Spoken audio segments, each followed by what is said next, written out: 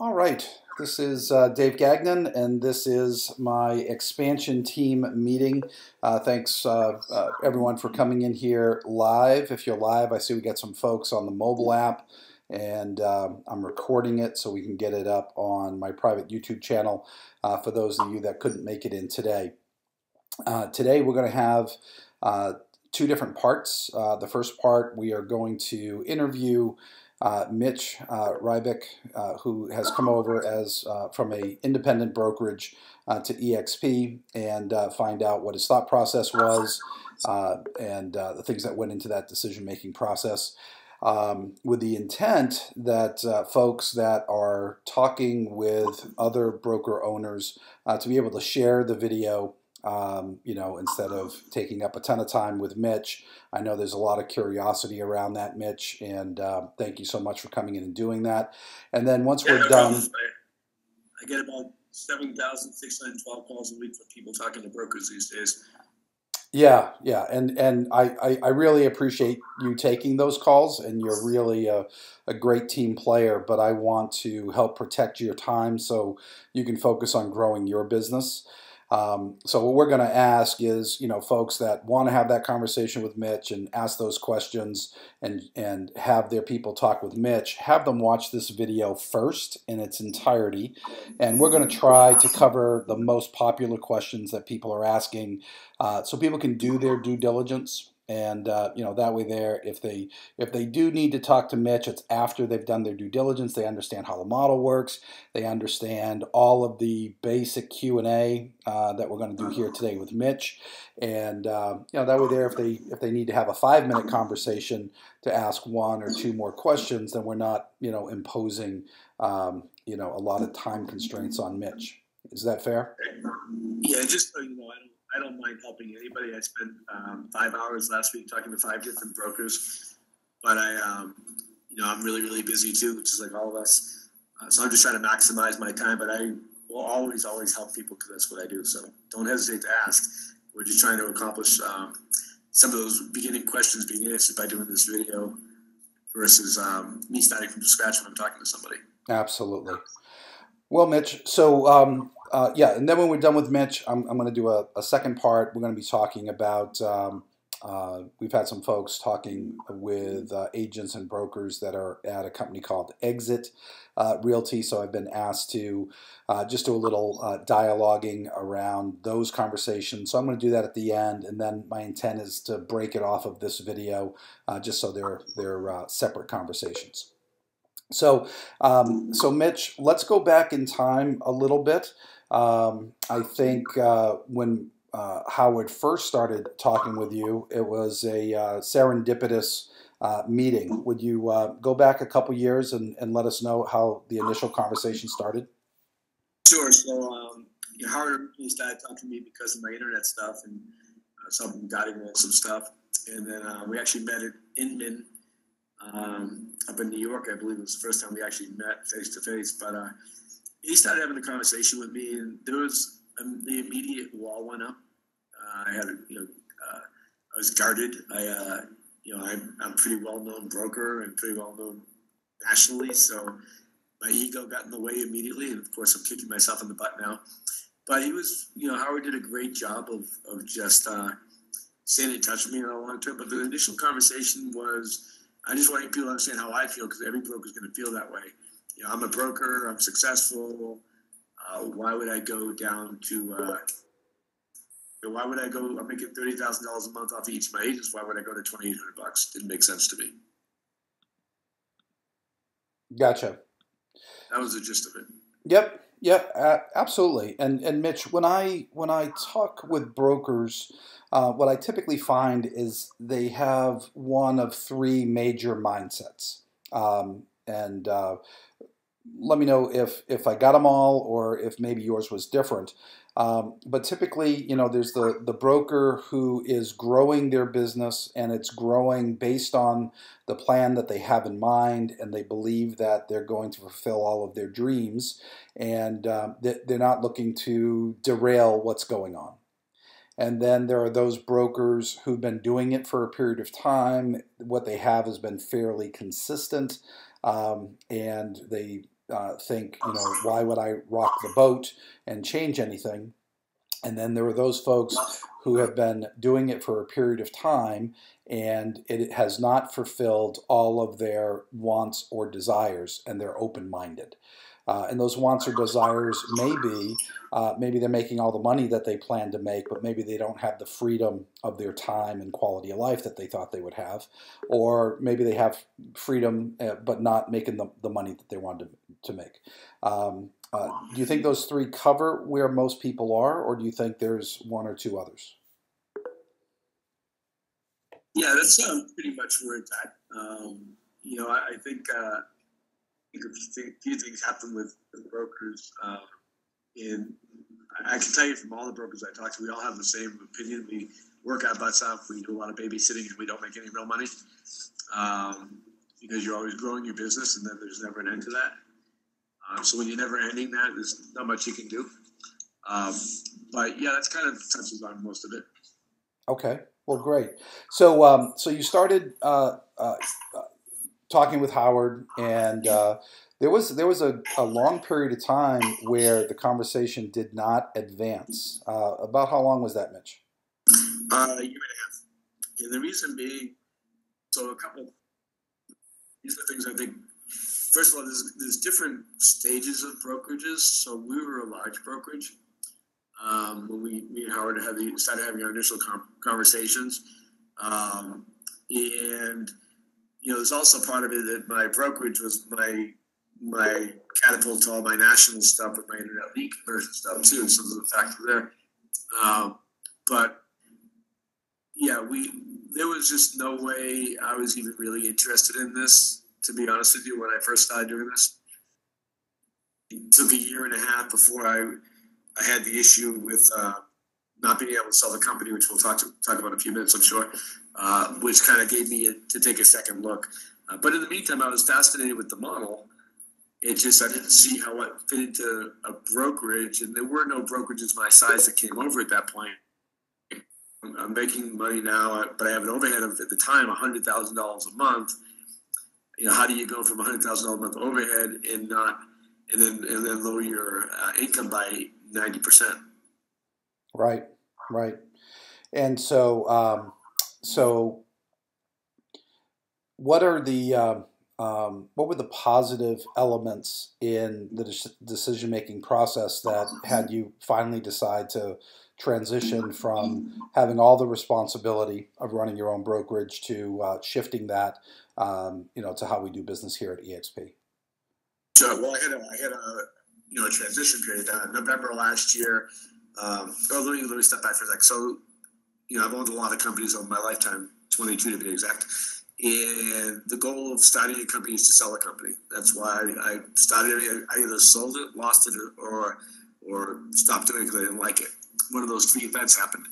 And so my goal with opening a real estate brokerage was open a brokerage, build it, and then when the time is right, sell it. So when I got an offer to purchase last year, I had a company wanted to buy us. Everything was good. I was going forward, and I was going to sell the company, and that was it. I was going to semi-retire. But what happened, which I didn't expect, was they wanted me to sign a 3-year employment contract as part of the terms of selling it. And I had to actually work in the office for every day for 40 hours a week for 3 years. And for me, first of all, I run my inside sales agents company, so that was my main business at the moment. I have a general manager who runs my real estate brokerage day-to-day operations, and they didn't care. They said I had to work there. So that moment was the moment I realized that I better have a better plan. And so I called Howard back up. I called Jason and said to Jason, I go, can we meet in New York? I'm going to be there in January. This is in late November, maybe early December. And we met, and I met Jason, I met with Vicky. It had some great conversations, spent a lot of time with them because now I became serious. And that was a really important milestone in my life, but it really came from me not being able to sell the company. And I had to figure out what's my exit strategy. That if I don't have an exit strategy, then I don't have a business. And that was my catalyst. Good. Thanks for sharing that. And so how many agents did you have come over with you on the initial sign up? Okay, so go back a little bit further before that because it's important to understand. So I had 115 agents at the time that occurrence happened back in November last year. At that point, I realized, all right, well, I can't sell the company. I've never made money with the brokerage because I always put the money back into the company. So I got rid of about 50 agents that were all newer, and I got rid of staffing. And I was able to, in March, get rid of my biggest office space. I still took a small office, but we had 5,000 square feet that was costing me 10 grand a month. And so I was able to shave almost $350,000 off. So I started into this past year in January, making about $40,000 a month profit. In March, when I finally made the decision, by the way, I talked to probably 50 people at that point that were EXP agents. I did a lot of homework. This wasn't an easy decision for me because it's totally opposite of what my brain was telling me to do. I met with my agents in March. We took our 16 of our top agents. We met with them, and we had 100% buy-in. So right now, at this point, we're at 65 agents. I took in 8 more agents. After that, we had a conversation. We had 100% buy-in, and then that's when Dave and you and I started talking and getting a little more detail on how the structure and all that stuff was going to be. So when we made the final, we had 65 agents when we made the announcement in mid-May for the June 1st turnover. During that 2-week period, we lost 25 agents. And we lost 20. We lost 5 more the week we turned over. So we came over with 45. We lost 5 within a week. And out of the 25, we lost 19 were new agents, and 5 were team within my brokerage that was owned. They owned the company that I took over, and they were upset that I did this. But there was an outside factor. We were one of the biggest brokerages in our area. In fact, Dave, when you were there, and you probably don't know this, when you were there with the team, telling my 65 agents at that time when we were switching over, one of the brokers in town texted every single one of our agents telling them, don't sign anything today. Mitch is a scam. This whole thing, EXP is a scam. Run as fast as you can. I also had one of my compliance manager who joined another brokerage, which I did not know. And he was recruiting agents from the inside while he was working for me. So we lost a lot of agents because I didn't know how to make the switch. Now that I understand it better, I would guide brokers completely different than how I did it. And in all fairness to EXP, they didn't know how to do it either. They had a lot of new people who came on. KY just come on that week. There are a few brand new people. So none of us really knew, and I've been glad to be able to help now with a lot of big brokerages that are coming over, being part of that process and helping fix that.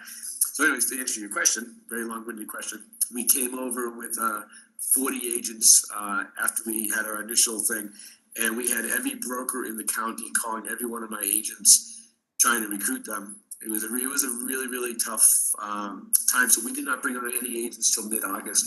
After that, it was really important about putting out fires, trying to keep my agents from quitting because the optics in our county was really bad. Everybody, even the CEO of our board called me and said, what's going on with the company? Why is everybody leaving? So it was a really bad optics. It was probably the most, I totally second-guessed everything I did. But what's kind of funny is I'm a huge believer in the universe, and I just saw it about 5 minutes ago. Have you ever seen everything I looked at for the 6 months leading up to that was either 11:11 on the clock or 1:11. So I wake up at 1:11 in the morning, or I go to bed at night, or I go to bed at 11:11 at night. I see that everywhere I've seen that. I looked at the numbers, and this is a true story, so it's kind of funny. And I researched numerology, and when you see all ones, it means you're heading in the right direction. So I literally put my hands in the universe and said, universe, take care of me because I'm making a big risk here. I'm giving up $4 million. I gave up almost $4 million to do this. $3 million for the value of the company. Almost $500,000 I was going to make this year, and $300,000 in listings. So I gave up almost $4 million to do this, and was terrified. My wife beat me up 3 times, and I finally got her on board. Actually, Dave, when she met you, she felt more comfortable. That was when you came down. She hung out that night at Bonefish. She felt more comfortable, and now I can tell you it's the best thing I ever did. So that's the gist of it. Great, great. Later in the conversation, I'd like to go over, the things that you would do different in the process of, announcing to the agents and all those things. I think it'd be very good to capture those things here. But first, I'd like to, just focus a little bit. I mean, so you really didn't start talking to other people until August, and, here we are, beginning of December. How has it been going for you? Growing your company within the company here at EXP over the last several months? Yeah, so now I'm still losing money. We've got our expenses down from $100,000 when I started thinking about it to 65 when we made the change. I'm down to $32,000 a month in overhead now. So we're still losing a few dollars a month, but when I planned to do this, I budgeted through the end of May of this coming year to do that. I'm proud to say that I'll probably be profitable by the end of next month. So that's exciting. So we actually started, our first time we started bringing agents on was when we had Gene come down and do our lunch and learn and our 101 ways to generate leads seminar, and we brought on 20 agents from that. And so far today, we brought on 90, right around 90. And I probably have another 15 or 20 coming on this month before the end of the month. I'm going to be a little short of my goal of 200, but my goal is 1,000 by the end of next year, and I'm definitely going to hit that. That's impressive. I mean, for where you were, which was, mostly Cocoa Beach, Vero Beach, and all of that. What's the largest brokerage in that area? The largest brokerage, well, we're the fourth largest right now. EXP is, because we brought on. I've got 4 other brokerages that have joined us now, or joined EXP. One brokerage came in not under me, but the rest of them were under me. I would say by the end of next year we'll be the number 1 or number 2 in the county, which is only helping us become bigger and bigger. The biggest team I brought on right now, I think, was 5. So I haven't been bringing on a lot of big people, a lot of small brokerages. What you'll find, so the challenge for everybody out there is a broker like me is not going to happen tomorrow. There's a whole process that has to go through in our minds to get there. However, brokers that are 4, 5, 6, 10 agents, those are actually easy, because out of 10 agents, only 5 produce. And out of those 5, the broker's still doing 80% of the business. And they realize this right away. I'm not having any trouble bringing on small brokerages, but there's a challenge with licensing. So I'm telling most people to stay away from brokers if you can. Not because they're not great to bring on board, because when they understand this, it's easy. But brokers that are large, like myself, we have other issues. The overhead is big, and the biggest issue, and how much we generate per agent. When I really sat down and looked at the whole thing, I have a national reach because of my ISA company and my teaching internet stuff for the past 10 years. In fact, even the guy that I'm talking to in Canada right now, who just left the room, they're actually probably going to come on if we're up here in Ontario, where we are. I'm not sure if we are or not. We are in Ontario, yes. Yeah, but there's lots of MLSs. I got to see if we can add them up here, because they're ready to come over. So anyways, the point is larger brokerages are going to take time and nurturing. I will give Howard 100% kudos on this. If he didn't pursue me for the 2 years or a year and a half at that point, when I finally talked to him again about coming on, I probably wouldn't be sitting here with an avatar talking to you. Yeah, no, it's absolutely huge. And Howard was actually the first person that I attracted to EXP. He was actually the last person that I attracted to Keller Williams, and then I met with Jason Gessing over the weekend and resigned that following Monday. And so my first conversation was with my ownership group, and my second conversation was with Howard. And so Howard was the first person to follow me here back almost 4.5 years ago. So to see Howard, be able to attract, such strong leadership in you, and actually about 1,600 miles away, is Very powerful. It's a great testament to Howard and his ability to develop relationships and tenacity and patience and all of those kind of things. So having you here is huge for the company, huge for you and Howard and myself too. So I really think the way the model rewards everyone is second to none. Right. Yeah, I think when you're talking to brokers, you've got to be able to talk in broker language. It's different than agent language because, again, as I said earlier, there's different inherent issues that we have as a broker that an agent or a team has. So, and as I said, I'm glad to talk to people for you. I just have to be conscious of my time. I'm getting calls from people that are even not. I don't mind helping anybody. But I would like them to be a little preface for it. I do have one rule, though, that you have to be on the phone with me. I've had people have me call people that didn't even know that I was calling them. I don't want to do that. I don't cold call people for other people. I don't cold call people for myself. Yeah, so let's just set some expectations. I mean, if anybody wants to share Mitch's story and share it with someone else, let's have a couple of base ground rules. Number one, they must attend an EXP explained presentation so they understand the model top to bottom. They should not be asking Mitch about the EXP model. That's the sponsor's job. They should watch this video. Right, that way they're doing their due diligence and they don't have to be asking Mitch any of these kind of questions because it's in this video, and they have to have been in the cloud office and be able to operate here in the cloud office because they need to understand what our leverage points are. So if you got someone who's done all of those things and they still have a question or two, be courteous. Use Voxer. Put together a three-way Voxer. Ask a couple questions. That's easier to do. And I know you're willing to share time, Mitch, but I want to make sure that we're being very respectful and protective of your time. I appreciate that. Yeah, I would say the biggest conversation that I need to be involved with them is the structuring of it. So and Dave and I worked probably 2 months on this before we switched over on how do I structure me to maximize revenue so I don't get killed. Remember that, Dave? And Dave did great. Get it now. I know how to structure a company because structuring a company to do it correctly from a revenue standpoint is very important. They're going to take losses as it is, depending on the size. So I'm talking to a 300 agent brokerage right now for somebody. Not my group, but for somebody. And we've talked about how to structure that, and they'll actually do really well right off the beginning because there's so many people. I mean, they'll be at 40 wide immediately, so it makes life easy. So structuring is probably the hardest part. But I think also, and again, I don't mind having the conversation with some of the reasons that I switched over, and hopefully if they watch this, they'll get an idea that it's not an easy move.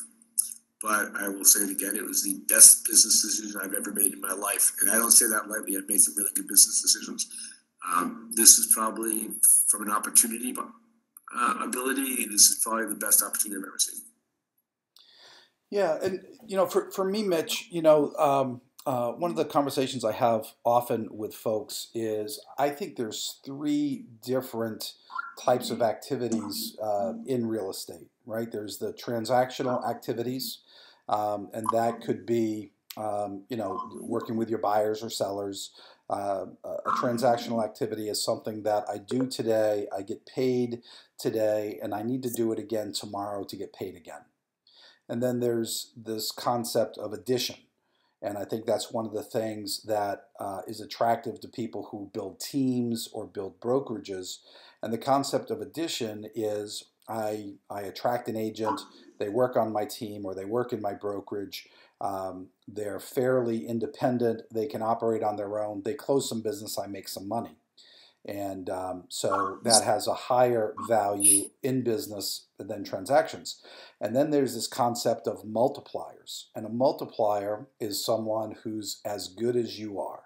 where they can go out and build a business unit, they can be a leader, they can make things happen. And so now you have multiplied your efforts. And I know you've only been here a few months, but have you been able to do some addition, and have you been able to find some multipliers? Yeah, that's the yeah. I always tell people that Howard and I have had this conversation. I'm looking for more people like me. So yeah, I've probably added out of my people we have right now. I've probably added that will be as big as me, if not bigger, which is great. I think that's one of the things that you know. I always, I make the joke. I said, and Howard, I know you're in the room, so I'm just making this joke because it's a funny joke. I said, Howard, next year I'll be at 1,000 people. You'll be at 1,012.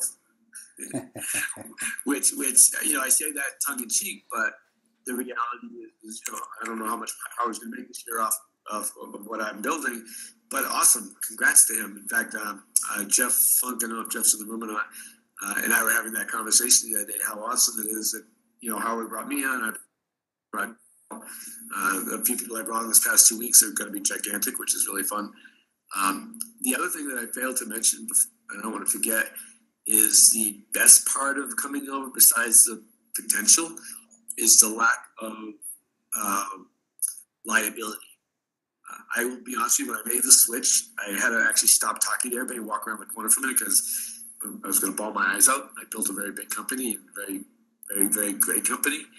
And it was very tough for me to do this. But after I did this and I walked out and everything was done at that point, the sigh of relief that came off of me, knowing that I'm not liable now, was gigantic. And so when you're talking to brokers, especially smaller brokers who have a few agents that are out there, the liability part of this is great. Now, it doesn't mean I want to turn a whole bunch of liability onto EXP. I still want to be very cognizant about who I bring on, but even good people make mistakes. Right. Right. And so you took a pretty good vacation after you made the move over and got everyone moved and all of that. I think that was your first vacation in a decade where you had no risk, right, in how your business was going to operate when you weren't there. How did that feel? Yeah, so I took my first vacation in actually 12 years. Now, I say vacation more than my last 12-day vacation was years ago. 12 years ago, I did an Alaskan cruise with my wife. We did 16 days. I even took my general manager with me, Pat, with my right arm. So we actually left the brokerage for 16 days, and it was awesome. Now, the beauty is I was on the cloud having meetings with a few people in the mornings because we're 6 hours ahead. I was doing all my work. It was pretty easy. I get back to my room at 10 o'clock at night. People were still working here at 4 o'clock. I was having meetings in the cloud with them. So that slide that you see of people working by the beach, I wasn't at a beach, but it was pretty amazing because I did a lot of work while I was gone because I am a workaholic and I can't not work. But I really, I knew that Randy, who's our state broker here in Florida, was the broker now. And if anybody had something, they could go to Randy. And I wasn't, it was very freeing. Giving up the brokerage financially was really, really challenging. Giving up the brokerage emotionally was very, very challenging. Giving up the liability, awesome, as we say in Boston. Well, good. And you had said something a little bit earlier that I just wanted to go back and make a statement to. You said, for brokers, it's a little bit of a challenge making the move over with licensure and those kind of things. And that's more indicative in Florida, but it's not indicative in every state. So in some states, it's a very easy transition, and I don't want someone watching this to have any, agita expectations. Yes, and part of that, Dave, is I own multiple brokerages. So in some states, it's not an issue. You could be a broker and a broker associate. It's a piece of cake. If you own just one brokerage, it's a piece of cake.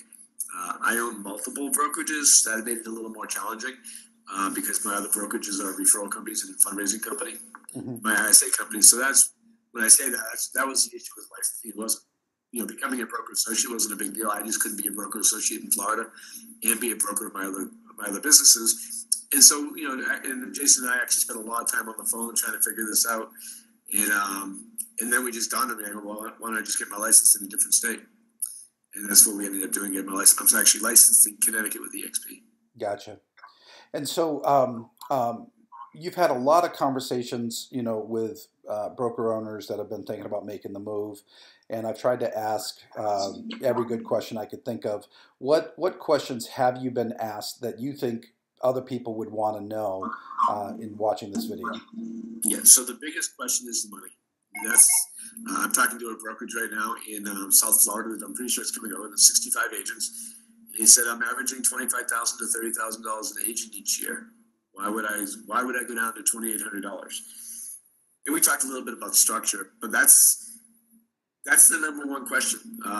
It's the money thing, and so once they understand the money thing, it really depends on their ability to, as a broker, your job is always to bring on other agents. That's what we do. I brought on hundreds of agents over the years just locally. And so you just continue doing that part of your business, except it's more of a getting them understanding the revenue share product and how this works on a revenue share basis, how they can still have a team under EXP, and in the team model. That makes a lot of sense. It really depends on the brokerage. Like with my brokerage, we supply leads. So that's a big part of my revenue is leads that we supply, and that hasn't changed. So there's ways, again, everybody's a little bit different. But the money is the biggest challenge for all of us that are brokers. And when they understand the money product is a short-term situation, not a long-term situation, then they get that. And that's with the larger brokerages. The smaller brokerages, it's not an issue. Because in most small brokerages, the brokers do, like, say, 80% of the business. Gotcha. What else has come up that you want to share? That's pretty much it. I mean, I can tell you right now, I started doing lunch and learns, and Gene gave me permission to do his 101 ways to generate leads, which I love doing. It's very fun. So I started doing that. I've done 3 in the past 10 days. Results from those. Everything you do is not instant.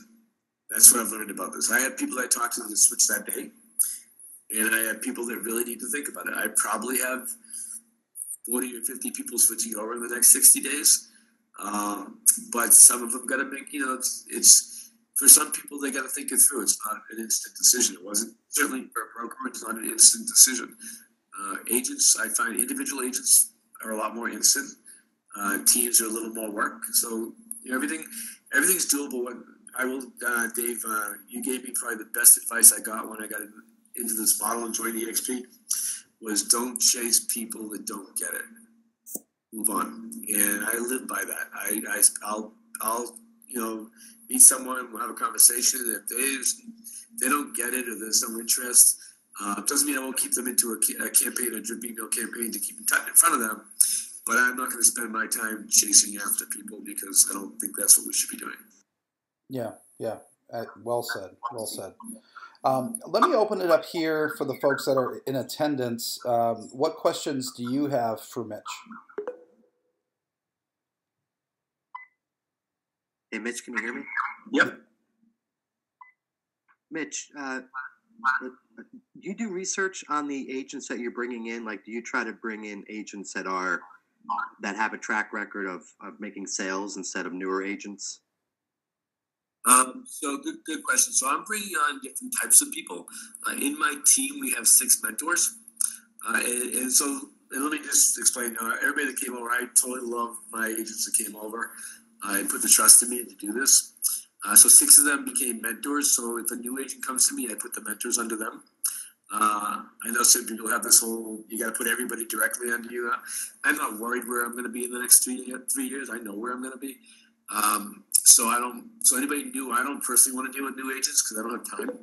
So I put them under my mentors and let my mentors take care of them. Obviously, for the way we structured ourselves, and I don't think I want to get into structure right here because it's a little more complicated. But if they're medium producers, they go under myself. If they're big producers, they go under Pat. So that's kind of how I do that. Mitch, Bill's asking, did you already create a testimonial video? I have not. Probably not a bad idea. In my spare time, when I'm not sitting here in Ontario freezing my butt off. Exactly. Exactly. Well, if you don't have a testimonial video done before the owners meeting this April, let's take time aside by the pool and get one done. We'll just do one in 3 to 5 minutes. Yeah, when you come down, maybe we'll do that. Yeah, yeah, I'd love to do that. What other questions you guys have, if any? Hey, Mitch, Terry Trexler, I got a quick question. As far as when you're doing like lunch and learns and things of that nature, granted you came over, with a group, but when you're doing the lunch and learns and any event for that matter, are you branding it as an EXP explained event, or is it more like you said, the Gene Frederick method? But what are you doing to attract people to the event as opposed outside of just knowing certain people? How are you attracting the people you necessarily don't know? Sure. So the way I've done it so far, and I'm still working through this because we just started doing this. I personally, when Gene came and did our event for us, and I really appreciate that he did that because it really put it all in perspective for me. In fact, I've really watched the video probably 20 times now so I can present properly. So I believe the reason why we were so successful at our lunch and learn is because Gene spent 2 hours building trust with the people, talking about how to run ways to generate leads. And then when they did the EXP explained, it was just an easy thing because they trusted him at that point.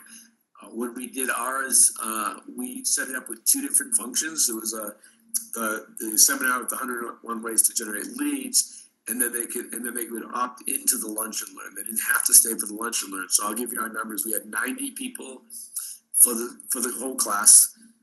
We had 50, not including my agents, 50 that were at the lunch and learn, and 20 joined. So I don't know that everybody's going to have that. I have an advantage because I know everybody where I live. What I've been doing for the other ones is I do webinars every Friday. I'm not doing it while I'm traveling, so I got a couple behind. And I've been doing webinars and teaching people for years, so I build trust that way. So if I'm going in to do a class for one of my, people that are with me, I'll probably do a month's worth of webinars before we even do the events. So that kind of builds my name recognition for the area and go from there. So you're coming from a position of contribution, not just telling about EXP. Yeah, I'm a huge believer that, I've lived my life. Actually, funny story. I had a guy that is my partner in my ISA company. He says, you should be super rich because you started, everybody in the world does know you designed all that.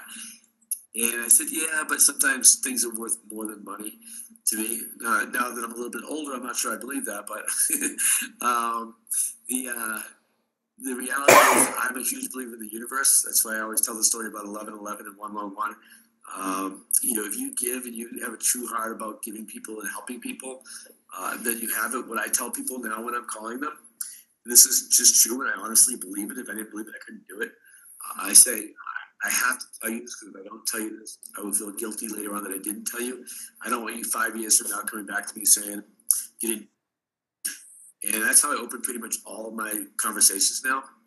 And it's been a wonderful experience because I really feel that way.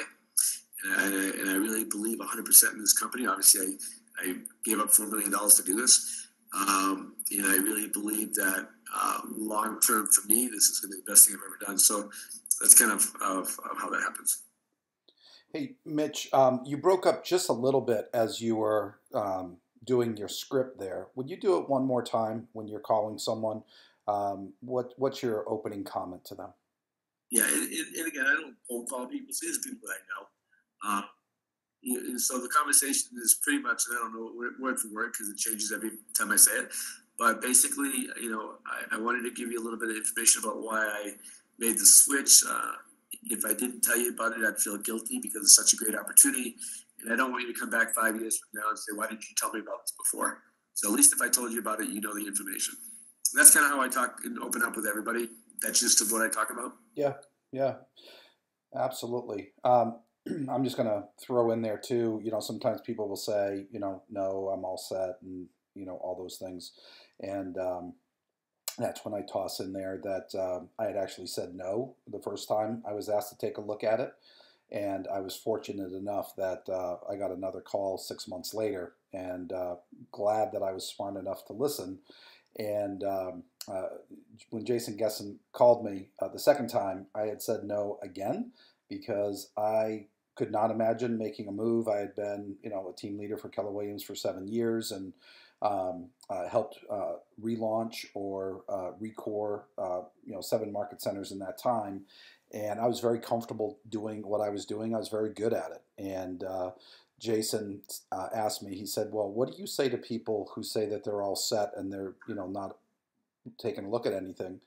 And so I told him, I said, I would say you should know what you're saying no to before you say no, right? And Jason said, okay, that.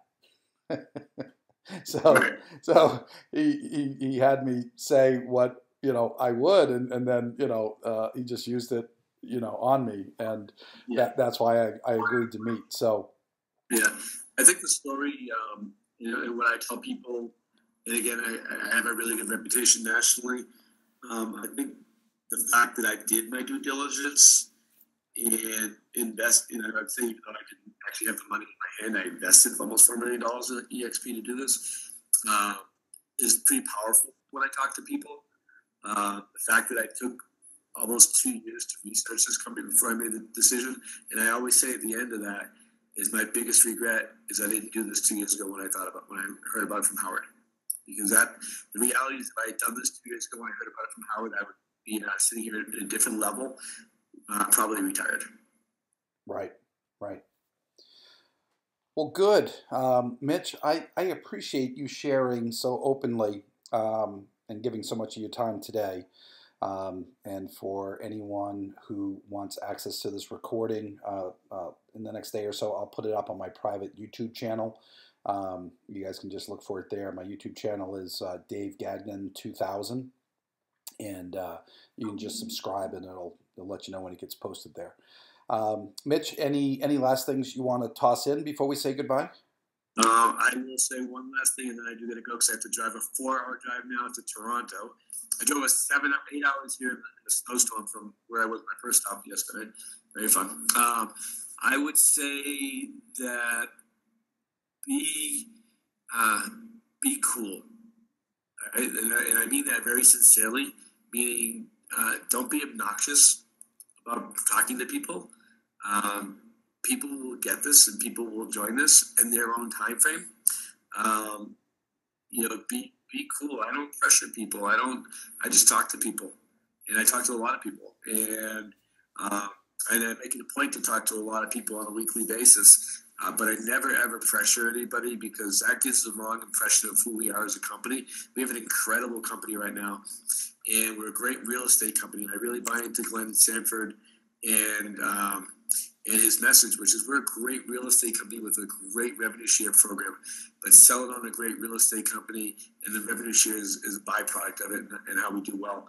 I think if you go with that message and get that, especially when you're talking to individual agents, it's a lot easier than, obviously the revenue share program is great for a lot of people. And there's a lot of people that I'm bringing on right now that love that part of the company. It's part of the reason why I came over. It's the biggest reason why I came over, to be honest. What I can do with that. But I actually have fallen in love with the company as a real estate company, and that's what I think our message is for everybody. We're a phenomenal real estate company, and I'm looking at all your advertising. You're all looking at me with this blank look, so I can't even make you laugh. But it's just really cool. It's just a great place. So just be cool. That's all. Just be cool. All right, Mitch. Thank you so much. Travel safe. All right, thanks, guys. Take care, everybody. See you soon.